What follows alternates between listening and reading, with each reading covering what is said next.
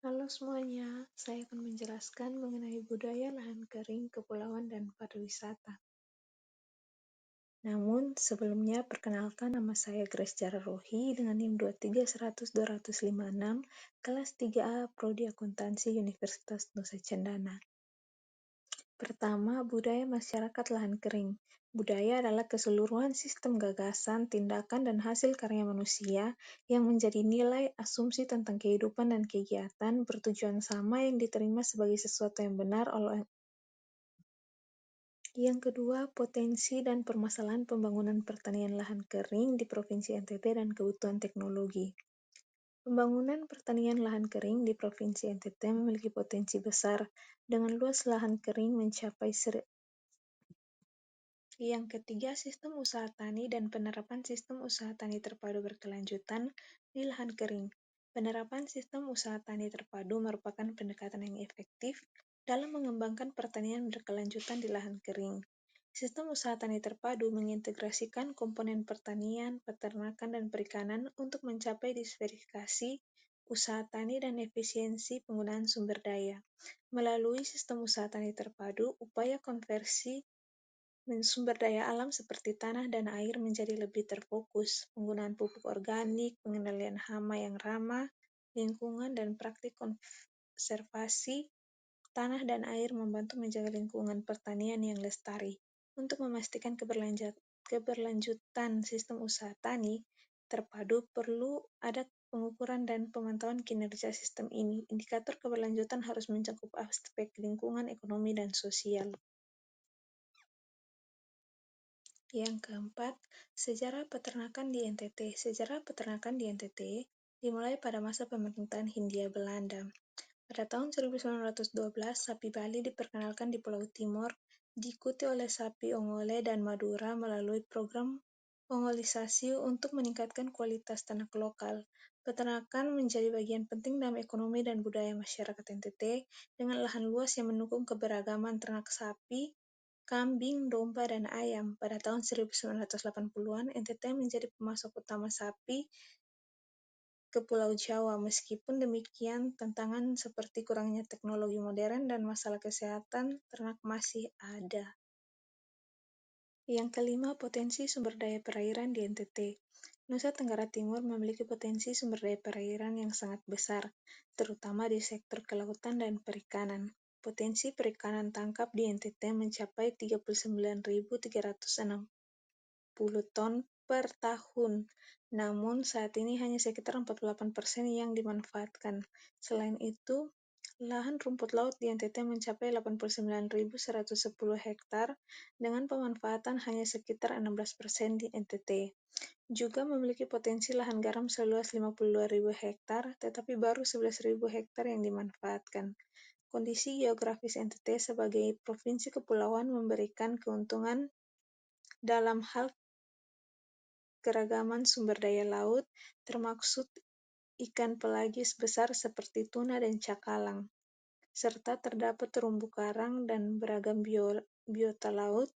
Meskipun demikian, tantangan dalam pengolahan potensi ini tetap ada, seperti infrastruktur yang belum memadai, kurangnya teknologi modern, dan keterampilan nelayan yang masih rendah. Yang keenam, karakteristik masyarakat pesisir. Masyarakat pesisir pada umumnya telah menjadi bagian masyarakat yang pluralistik tapi masih memiliki jiwa kebersamaan. Artinya bahwa struktur masyarakat pesisir rata-rata merupakan gabungan karakteristik masyarakat perkotaan dan pedesaan. Karena struktur masyarakat pesisir sangat plural, sehingga mampu membentuk sistem dan nilai budaya merupakan budaya dari masing-masing komponen yang membentuk struktur masyarakatnya.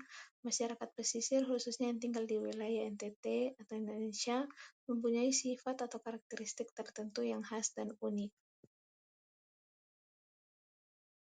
Yang ketujuh, integrasi pengelolaan potensi darat dan pesisir serta lautan secara berkelanjutan.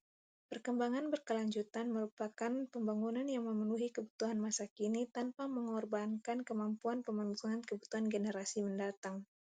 Pengembangan berkelanjutan mencakup sinergi tiga aspek, yaitu ekonomi, sosial, dan budaya di dalam pembangunan. Pengelolaan sumber daya laut dan perikanan yang berkelanjutan adalah menjaga keseimbangan dari seluruh aspek utama seperti biologi, lingkungan, dan ekonomi, dan juga aspek sosial. Dari aspek biologi adalah bagaimana menjaga sumber daya laut untuk berkelanjutan produktivitasnya. Aspek lingkungan adalah bagaimana meminimalkan dampak eksploitasi sumber daya laut terhadap lingkungan dan sumber daya laut, termaksud untuk spesies non-target dan spesies yang dilindungi. Pengelolaan sumber daya kelautan dan perikanan dilakukan dalam potensi berkelanjutan, yaitu menyeimbangkan kepentingan ekologi dan ekonomi dalam mewujudkan ketahanan pangan atau ketahanan negeri. Yang kedelapan, peluang bisnis pertanian lahan kering, pariwisata, dan sumber daya perairan. Indonesia, sebagai negara kepulauan dan maritim terbesar di dunia, sesungguhnya memiliki potensi pembangunan ekonomi dalam bidang kelautan yang cukup besar. Potensi perikanan dan kelautan tersebut secara garis besar dapat dikelompokkan ke dalam 4 kategori. Sumber daya dapat pulih terdiri dari sumber daya perikanan tangkap, budidaya pantai, budidaya laut, dan bioteknologi kelautan. Perairan Indonesia memiliki potensi lestari ikan laut terdiri dari ikan pelagis besar, ikan pelagis kecil, ikan demersal, ikan karang konsumsi, udang peneit, lobster, dan cumi-cumi. Pengembangan budidaya baik budidaya pantai maupun laut. Dengan kondisi pantai yang landai, kawasan pesisir Indonesia memiliki potensi budidaya tambak seperti budidaya ikan bendeng dan udang windu. Sementara itu, potensi pengembangan budidaya laut untuk berbagai jenis ikan, kerapu, kakap, beromang, dan lain-lain, kerang-kerang, dan juga rumput laut. Yang kesembilan, pariwisata selayang pandang. Tidak dapat dipungkiri bahwa masuknya pariwisata ke wilayah desa-desa juga mengakibatkan perubahan-perubahan sosial pada masyarakat yang tinggal di desa. Dilihat dari sisi yang menguntungkan, perkembangan pariwisata merupakan aktivitas yang pada akhirnya memberikan dampak keuntungan bagi masyarakat dari segi ekonomi, pembangunan sarana prasarana menuju desa, pengenalan transportasi, dan pembangunan kios-kios penjualan, sehingga dapat membuka lapangan pekerjaan bagi masyarakat. Tetapi tentu saja kita tidak dapat menafikan perubahan-perubahan sosial yang bisa dipandang kurang menguntungkan, seperti generasi muda di desa yang mulai cenderung untuk meninggalkan kegiatan pertanian maupun melaut. Pengembangan desa wisata juga memberikan dampak pemerataan pembangunan hingga tingkat desa dan mengangkat tingkat perekonomian masyarakat. Sejak lebih dari 3 dasawarsa yang lalu, laporan-laporan internasional menunjukkan bahwa potensi ekonomi desa wisata memang sangat besar. Yang ke-10, siapa wisatawan itu? Wisatawan adalah orang yang mengadakan perjalanan dari tempat kediamannya tanpa menetap di tempat yang didatanginya atau hanya untuk sementara waktu tinggal di tempat yang didatanginya. Terdapat beberapa jenis wisatawan, yaitu wisatawan asing, domestik, nusantara, pribumi, transit, dan bisnis. Wisatawan memainkan peran yang sangat penting dalam destinasi pariwisata. Mereka merupakan sumber pendapatan utama bagi banyak destinasi pariwisata dan juga membantu mempromosikan destinasi tersebut kepada orang lain melalui cerita dan ulasan mereka.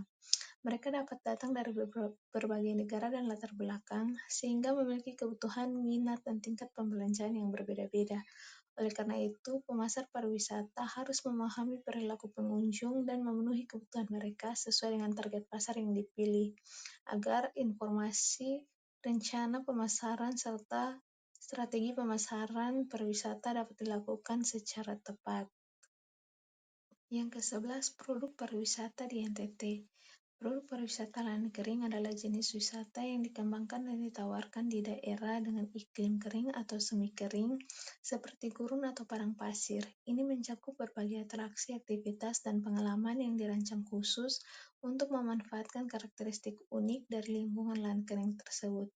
Tujuannya adalah untuk memberikan pengalaman yang menarik sekaligus mempromosikan pemahaman dan pelestarian ekosistem lahan kering. Nusa Tenggara Timur memiliki banyak sekali produk pariwisata lahan kering yang tentunya sangat menarik dan sudah banyak dikenal oleh wisatawan, salah satunya adalah Taman Nasional Pulau Komodo.